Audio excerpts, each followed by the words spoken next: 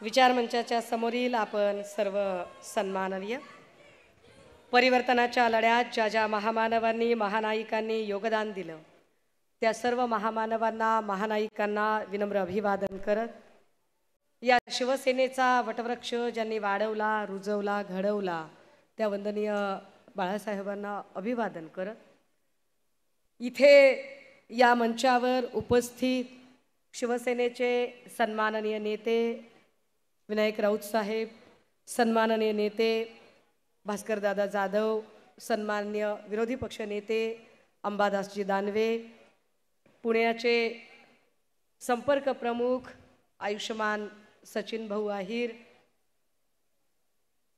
मोदी आणि शहा यांना कायम ज्यांचं आव्हान वाटतं आणि ज्यांच्यासाठी न उलगडलेलं कोडं वाटतं ते आमचे सन्माननीय पक्षप्रमुख आदरणीय उद्धव साहेब, मंचाच्या समोरील सर्व मान्यवर, इलेक्ट्रॉनिक आणि प्रिंट माध्यमांचे सर्व मान्यवर प्रतिनिधी, मी राऊत साहेबांचा नामोल्लेख थोडासा मागे ठेवला। काल परवा सर फार छान एका माणसाने लिहिले, फार सुंदर सोशल मीडियावरची एक पोस्ट आहे। एक अत्यंत सभ्य गृहस्थ एका गावामध्ये गेला, गावात गेल्यानंतर त्याने गावातल्या प्रमुखाला विचारलं, दादा गाव कसं आहे? ते म्हणले गाव एकदम चांगलं आहे। गावातली माणसं कशी आहेत? ते म्हणले गावातली माणसं सुद्धा चांगली आहेत।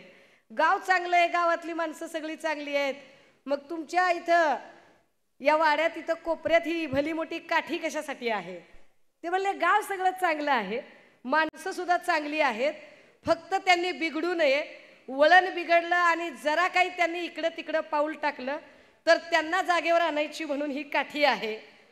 सर, महाराष्ट्राच्या राजकारणामध्ये जरा कोणी चुकला की ठोकला या न्यायाने जी काठी गरजेची आहे ती काठी म्हणजे आमचे सन्माननीय संजय राऊत साहेब आहेत। राजे हो, लोकसभांचा निकाल लागला आणि लोकसभेच्या निकालानंतर जर कुणी काही बोललं नसतं तर नवल, त्यातली त्यात जे स्वतःला गावठी चाणक्य म्हणून घेतात त्या फडणवीस साहेबांनी दोन शब्द अत्यंत त्यांचे लाडके शब्द झालेले आहेत आणि त्या दोन शब्दांना त्यांनी महाराष्ट्राच्या राजकारणात वारंवार उच्चार करायचा प्रयत्न केला। त्यातला एक अर्थमॅटिक आणि दुसरा फेक नरेटिव्ह। यातल्या अर्थमॅटिक शब्दावर जेव्हा जेव्हा फडणवीस साहेब बोलले तेव्हा तेव्हा मला असं वाटलं की फडणवीसांना अर्थमॅटिक मधलं काही ढेकळं कळत नाही। ते वारंवार जेव्हा अर्थमॅटिक असा शब्द उच्चारतात तेव्हा मुळात त्यांना महाराष्ट्रातलं अर्थशास्त्र आणि इथली आर्थिक घडी बसवण्याच्या दृष्टिकोनातनं एकही शब्द कळत नाही।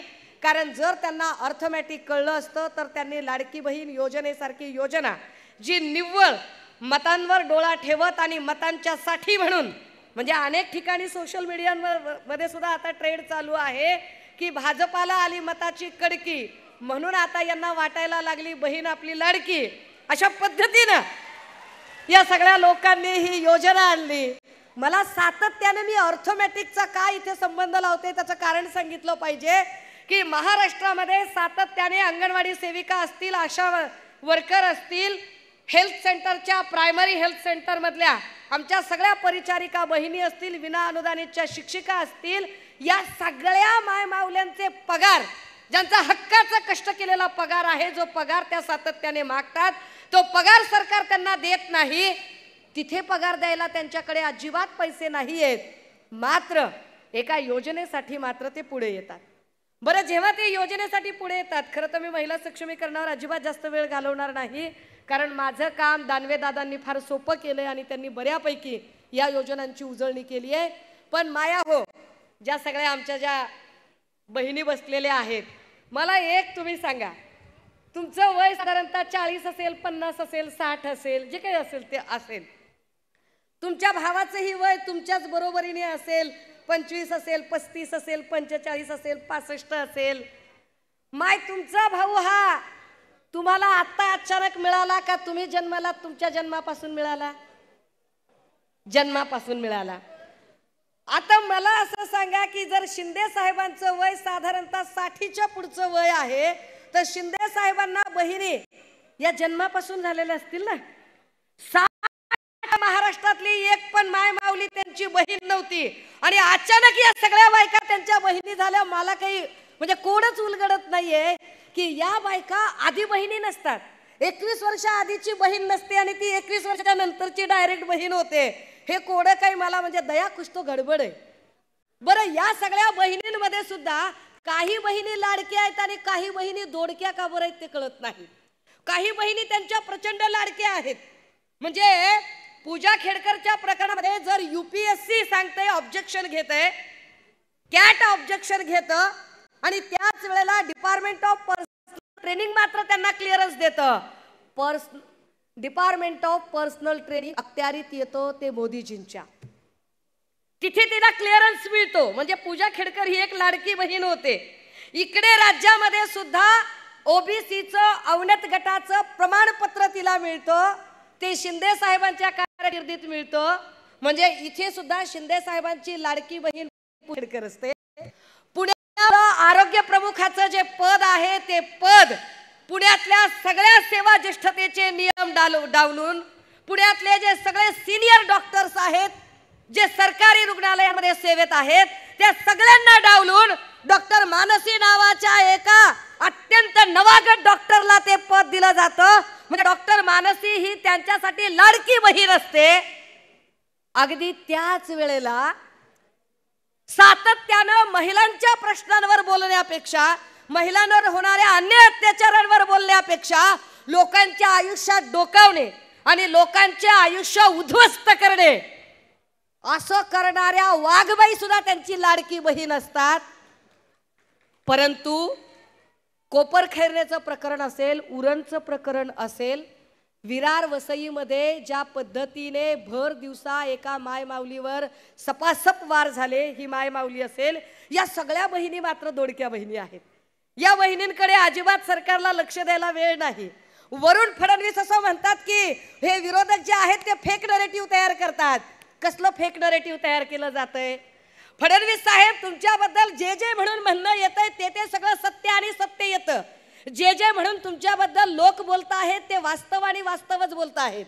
याच पुण्यातल्या एका भाजपच्या अधिवेशनामध्ये फडणवीस साहेब धादांत खोटं बोलत होते आणि धादांत खोटं बोलताना ते असं म्हणाले की आरक्षणाची कालमर्यादा फक्त आणि फक्त 10 वर्षांची होती आणि 10 वर्षांची कालमर्यादा असताना ती कालमर्यादा मोदी आणि वाजपेयीजींच्या काळामध्ये वाढवली गेली. दादा हो, माध्यमांच्या समोर जाहीरपणे सांगितलं पाहिजे की फडणवीस साहेब, तुम्ही कॉप्या करून पास झालायत का? तुम्हाला अभ्यास नावाची काही गोष्ट माहित आहे का?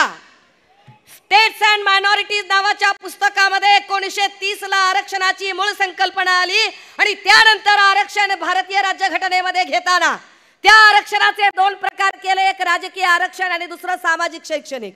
सामाजिक आणि शैक्षणिक आरक्षणाला कुठलीही मर्यादा नव्हती. कालमर्यादा होती ती फक्त आणि फक्त राजकीय आरक्षणाला. पण फडणवीस साहेब म्हणतात तीच कालमर्यादा मोदी आणि वाजपेयींच्या काळात वाढवली गेली. फडणवीस साहेब, महाराष्ट्रातली जनता धोत्रावर इन करत नाही. महाराष्ट्रातली जनता डोसक्याला गोड तेल लावत नाही. भारतीय राज्यघटना 1950 ला पारित झाली. 50 ला आरक्षणाची संकल्पना आली. 50 पासून 10 वर्ष म्हणजे 1960. 60 ला भाजपचं सरकार केंद्रात होतं का? 60 ला ज्यांनी आरक्षणाची मर्यादा वाढवली ती काँग्रेस होती. त्यानंतर 70 ला सुद्धा तुम्ही सत्तेमध्ये राहतात. मोदीजी तर कुठल्या तरी रेल्वे स्टेशनवर चाय पीत विकत असतील. मग तुम्ही आणलं कुठून हे नरेटिव्ह? फडणवीस साहेब धादांत खोटं बोलत तुम्ही एक एक गोष्ट लोकांच्या गळी उतरवायचा प्रयत्न करता. आता त्यांनी एक नवा मुद्दा काढलाय. म्हणजे लाडक्या बहीण योजनेचं तर ते खोटं नरेटिव्ह करतात. लाडकी बहीण योजना म्हणतायत की आम्ही आमच्या बहिणींना सक्षम करतोय. जर बहिणींना खरंच सक्षम करायचं असेल आणि एवढा संस्कार, संस्कृती, लाडकी बहीण, लाडका भाऊ एवढं सगळं गोंजारत बसायचं असेल तर बहिणींनी उत्तर द्यायचं. बहिणींनो, तुमच्या घरामध्ये लग्न कार्य असेल, मोठा समारंभ असेल, काहीही कार्यक्रम असेल आणि तुम्ही तिथे गेलात आणि तुम्हाला आहेर दिला भावाने तुम्हाला 1,00,000ची जरी साडी घेतली आणि तुमच्या नवऱ्याला काहीच दिलं नाही, तुमच्या लेकराला पण दिलं नाही,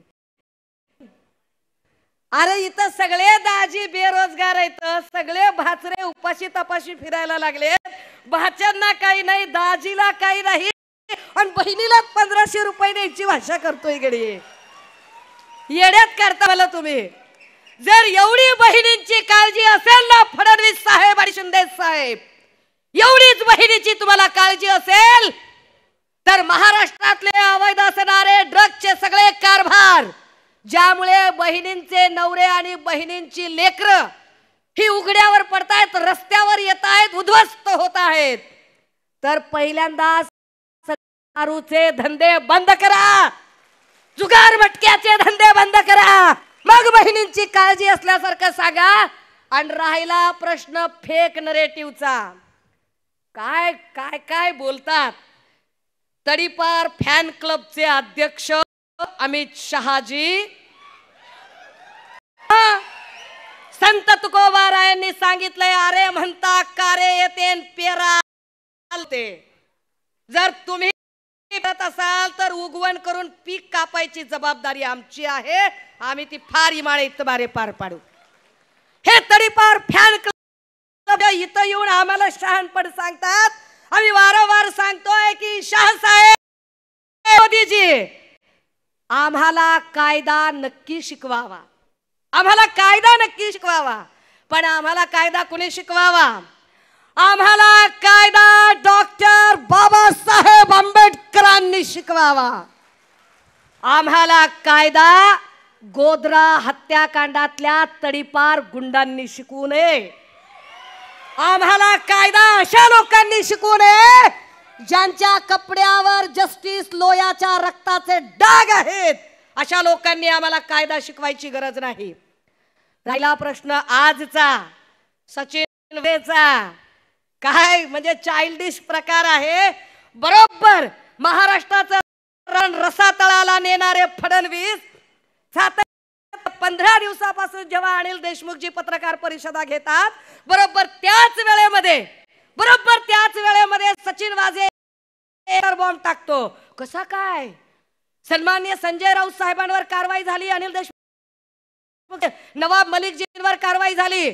मलिक राऊत देशमुख तिघांनाही कधीही न्यायालयाकडे नेताना, रुग्णालयात तपासणीसाठी नेताना एकदाही माध्यमांशी बोलण्याचा कुठलाही स्कोप नव्हता. तो स्कोप नेमका सचिन वाझेला कसा काय मिळू शकतो? मिळतो तर मिळतो. एवढे दिवस काय झोपी गेला होता का सचिन वाझे? ते त्याला आजच आठवतं नेमकं. जेव्हा वाझे हे सगळं बोलायला लागतो तेव्हा तो सांगतोय की मी फडणवीस साहेबांना पत्र लिहिलंय. Who is Fadnavis? Who is Fadnavis? फडणवीसांना पत्र लिहिण्याचा संबंधच काय येतो जर फडणवीस स्वतः संशयाच्या भोवऱ्यात आहेत. फडणवीसांवर सातत्याने सगळीकडून हल्ले आणि आरोप होत आहेत.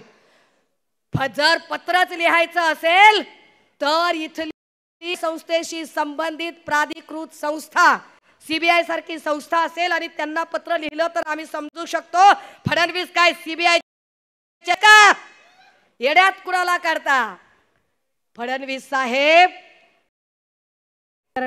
जेव्हा आम्हाला बोलायला सांगितलं, खरं तर आम्हाला तुमच्यावर म्हणजे काय, आता जाऊ दे, माझ्याकडे वेळ कमी आहे, परंतु तुम्ही महिलांना तर सक्षम करत नाही, महाराष्ट्राला सक्षम करत नाही, पण ज्या पद्धतीने डेली सोपच्या मालिका असतात ना, ज्या डेली सोपच्या मालिकांमध्ये महिला व्यायाम असतात, खलनायिका असतात, अशा काही खलनायिका तुम्ही भाजपच्या माध्यमातून पेरता आणि दुसऱ्यांची आयुष्य उद्ध्वस्त करता.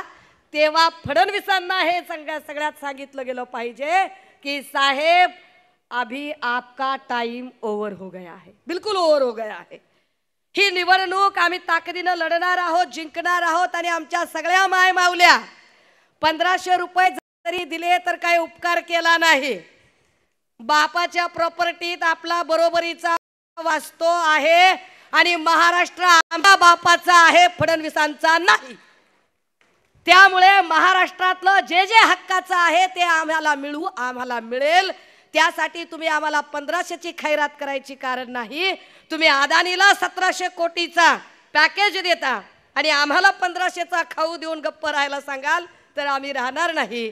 पण या निमित्ताने या अधिवेशनामध्ये खरं तर क्षमा मागून राऊत साहेबांची, भास्कर दादांची, पक्षप्रमुखांची क्षमा मागून आम्हाला पण सांगावंसं वाटतं की सर, आमच्या काही जागा ज्या आहेत आता तरी किंवा यावेळेला प्रेमापोटी जाऊ नयेत, त्या जागा आम्हाला आणि आम्हालाच मिळायला हव्यात।